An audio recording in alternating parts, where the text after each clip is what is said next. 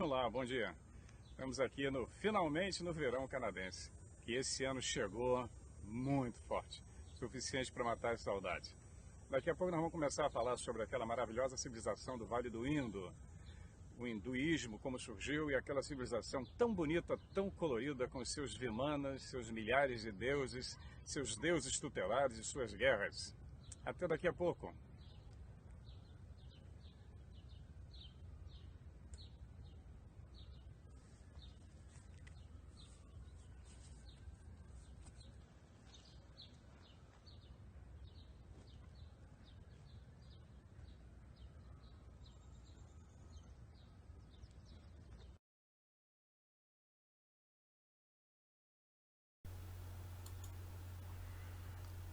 Olá, como vão? Tudo bem? Estamos de volta. Vamos continuar a nossa aventura agora indo para a Índia, conversar sobre os deuses, os arianos. A Índia, esse país extremamente misterioso, fantástico. Hoje com um pouco mais de 1 bilhão de habitantes, mas vamos entender que a Índia que nós vamos falar no passado não era essa Índia politicamente construída depois da sua independência em 1947, a independência da Inglaterra. Foi um país formado, essa divisão política, mas no passado a Índia era composta de vários reinos, né, que guerreavam, que faziam alianças, se guerreavam, se destruíam, brigavam entre si o tempo todo com os seus deuses, milhares de deuses, né? Então é um lugar onde as artes espirituais florescem, né? Os indianos são extremamente religiosos e as artes materiais decrescem. O país é muito pobre. É um país que quase toda a vida é mantida sagrada. Ainda que milhões passem fome, as pessoas durmam nas calçadas. Para muitas pessoas, a nação índia, né, tem a ver, intimamente ligada ao hinduísmo. E isso parece quase que inseparável, não dá para separar a Índia do hinduísmo, com seus templos maravilhosos, né? Embora pareça que elas foi criados juntos, né? Toda essa história, elas nasceram juntas, Índia e o hinduísmo. Um dia pode morrer, vai enfraquecendo, porque os deuses indianos também não estão mais por aqui. A religião hindu é quase 90% da população indiana, né? Uma religião muçulmana é muito pequena, ainda é muito pequena, não consegue muita influência. Então, a religião que a Índia pratica, o hinduísmo, na verdade, não foi criado na Índia, né? O sistema de castas, por exemplo, e a maioria dos deuses hindus e os rituais dos brahmanes, né, de brahmanes, e a linguagem sânscrita, todas essas coisas foram trazidas e impostas ao povo daquela região por invasores estrangeiros há milhares de anos atrás. Né? Provavelmente, segundo os historiadores mais acadêmicos, por exemplo, em algum lugar entre 1500 a.C., no tempo ali de Tutmoses, no Egito, 1200 a.C., tempo de Moisés, seria, né? O subcontinente hindu, né, que é a Índia, né, aquela subcontinente, ele foi invadido do noroeste por tribos de pessoas conhecidas como os arianos. Os arianos se tornaram uma nova classe governante da Índia e forçaram os nativos hindus ao status de serventes. Como sempre, como aconteceu na Suméria, como aconteceu no Egito, sempre os deuses e os seus serventes embaixo e os intermediários, que são os sacerdotes. E precisamente quem eram esses arianos e de onde eles vieram? Isso é um enigma. É um enigma debatido até hoje, né? Os historiadores têm geralmente traduzido a palavra ariano para representar pessoas que falam linguagens indo-europeias, né? Que incluem o inglês, o alemão, o latim, o grego, o russo, o persa e o sânscrito. Todas essas línguas convergem para uma única língua mãe, que é o indo-ariano, né? O ariano também tem um significado racial mais estreito, mais complicado. Ele é muito frequentemente usado para designar uma raça de pele branca não semítica da humanidade. Essa é que é a grande confusão. As muitas teorias, né, que existem sobre de onde eles vieram, a hipótese mais comum hoje é que os arianos se originaram nas estepes das planícies russas. Teriam vindo lá de cima do Cáucaso. E de lá eles poderiam ter migrado para a Europa, para a Mesopotâmia, e de lá para a Índia. Outros acreditam que os arianos cresceram na Europa e migraram na direção leste. A teoria dos Anunnakis, por exemplo, bateria com a primeira que eu falei, né? Eles teriam surgido ali no Cáucaso, naquela região toda onde Enki, Enlil, a turma toda começou a civilização e dali se espalharam.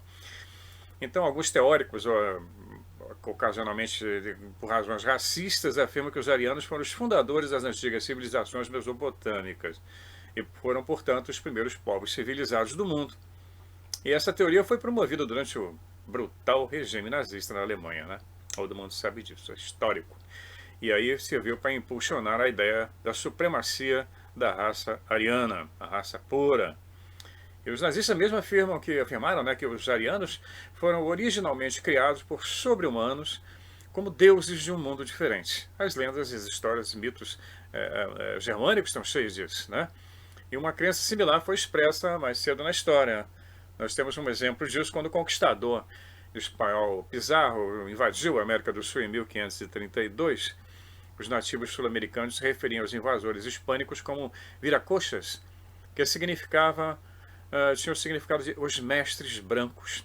O viracocha era branco e barbudo, como eu, a barbinha.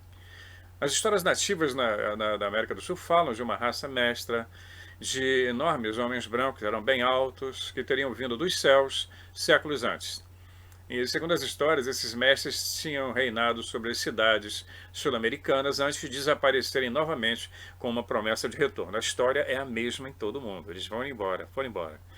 Os nativos sul-americanos pensaram que os espanhóis eram os viracochas que voltavam quando o Pizarro chegou, então inicialmente permitiram que os espanhóis tomassem o ouro, todo o ouro e os tesouros sem resistência nenhuma, né? Então, seja qual for a verdadeira origem da raça ariana, possa ou não ter sido na Europa, no Cáucaso, muitas religiões e crenças místicas têm sido expressadas pelo mundo sobre essa suposta superioridade da raça ariana sobre todas as outras raças.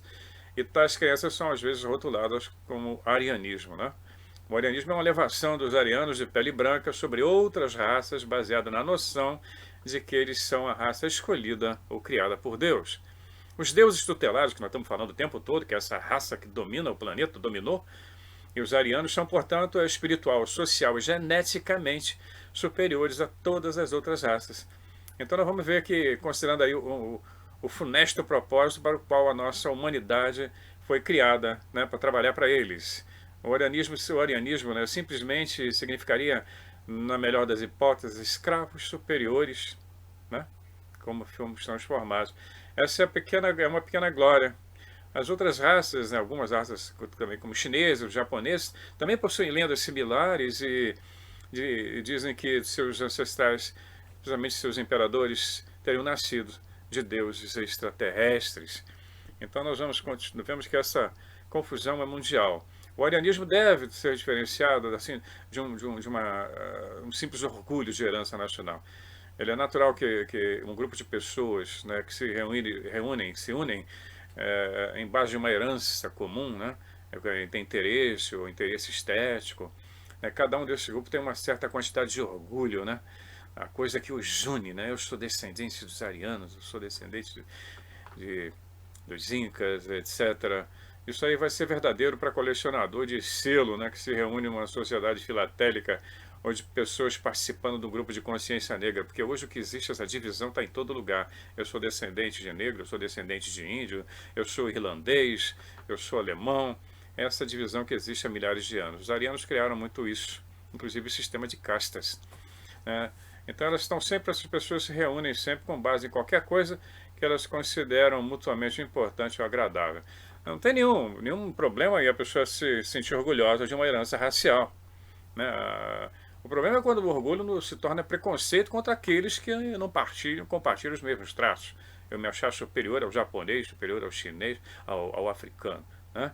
Então a cor da pele é completamente superficial, a gente sabe disso, vai todo mundo morrer e virar pó.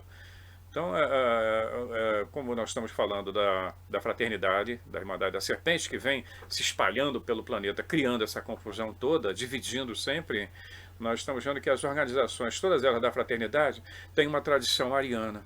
Eu sou superior a você, você é meu servo, você vai me prestar culto, você vai trabalhar para mim, né? E muitas delas tiveram que impuseram a noção de que ser ariano era considerado vital para a recuperação espiritual. Só se você fosse da caixa superior, você teria condições de se recuperar espiritualmente. Essa crença avançou, né, e foi distorcida, e como sempre, eles distorcem tudo, né? E criaram aquela famosa obsessão pelo corpo. Lembra dos egípcios, né? Aquela coisa de preservação de corpos, aquela coisa horrorosa, um desfile macabro de múmias que nós vemos até hoje.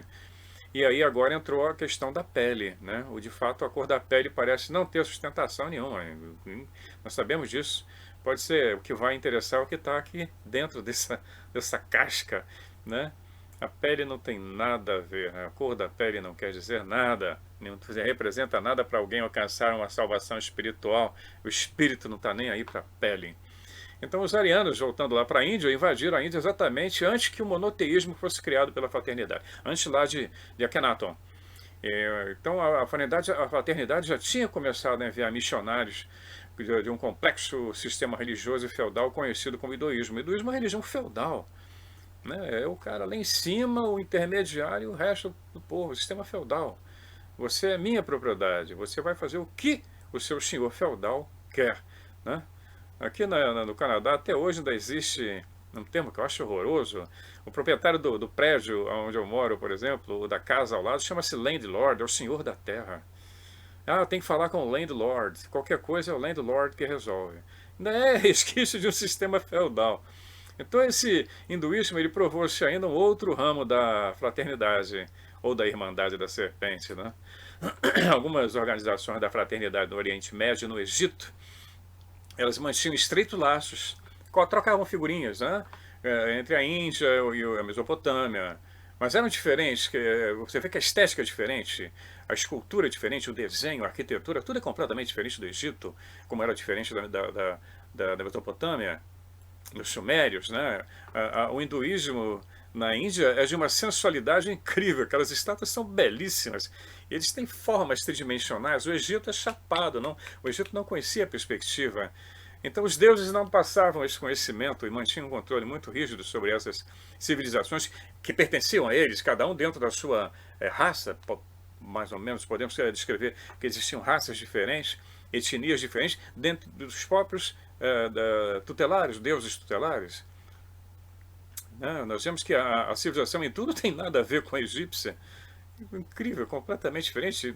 Mas eles trocavam figurinhas na época, né? Então, assim como eu falei, eles tinham estreitos laços, né, com os líderes arianos da Índia, os egípcios, e frequentemente enviavam estudantes para serem educados por eles.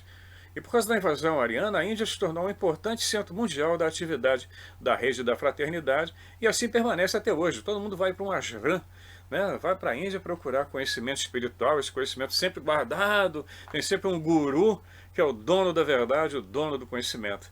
Então os líderes arianos da Índia sempre exigiam obediência do mesmo tipo dos deuses tutelados lá do Egito, da Síria, da Babilônia, da Suméria. Então, eles sempre exigiram a obediência, né? E nós vamos ver que a Índia também tem suas naves, os vimanas, né? Nós vamos falar sobre eles, vamos botar várias fotos e livros incríveis, mostrando os vimanas, dando detalhes incríveis sobre a terra-roupa que os pilotos teriam que usar, de como as naves funcionavam, os diversos tipos de nave. Nós vamos chegar lá. E o mais interessante com a civilização hindu é que, ao contrário da civilização ocidental, a religião não escondeu nem destruiu os livros. Os livros hindus foram preservados, os indianos têm orgulho disso. Os livros sobre o hinduísmo, Mahabharata e vários outros que nós vamos falar mais na frente, poemas épicos, histórias incríveis, foram traduzidos já no século XIX. Não houve censura, ninguém foi lá e tirou uma parte ou alterou. A igreja não se intrometeu. A religião hindu preservou o seu conhecimento. Isso é fantástico e há algumas décadas é que o Ocidente descobriu isso e tem passado a pesquisar mais a história dessa civilização fantástica, impressionante. E ela foi enorme. Nós tivemos ali reinos incríveis que se espalharam não só pela Índia, mas hoje nós conhecemos como a Tailândia, como Laos, como Vietnã, a Indonésia. O templo de Borobudur é uma coisa maravilhosa, fantástica. Nós vamos falar daqui a pouco mais sobre todos esses aspectos. Até já.